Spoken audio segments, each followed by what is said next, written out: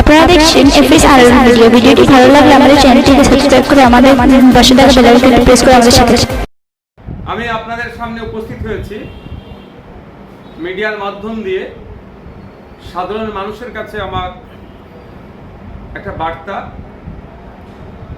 আমি অনুরোধ করব সাধারণ মানুষকে এগিয়ে আসুন, আমাদের পাশে থাকুন, সহযোগিতা করুন।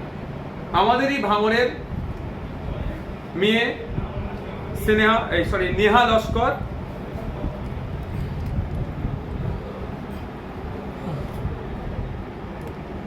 পিতা বিশ্বজিৎ লস্কর, মাতা পিয়ালি লস্কর।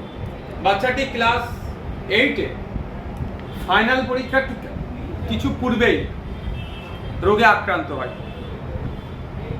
অলরেডি এখন ডায়ালিসিস চলছে, অর্গান চেঞ্জ করতে হবে।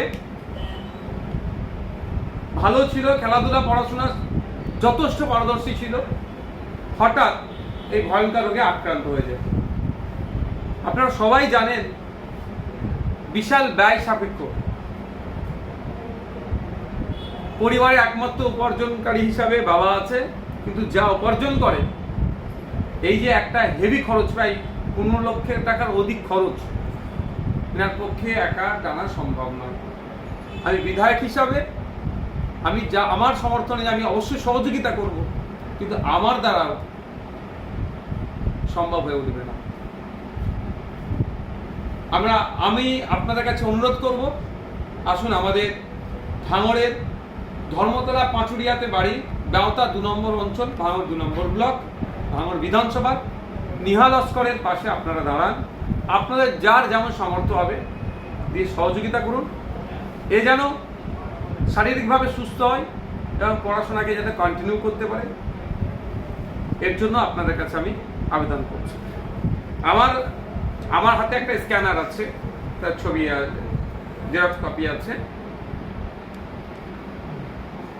এটাতে আপনারা আপনাদের সামর্থ্য অনুযায়ী আপনারা দেবেন।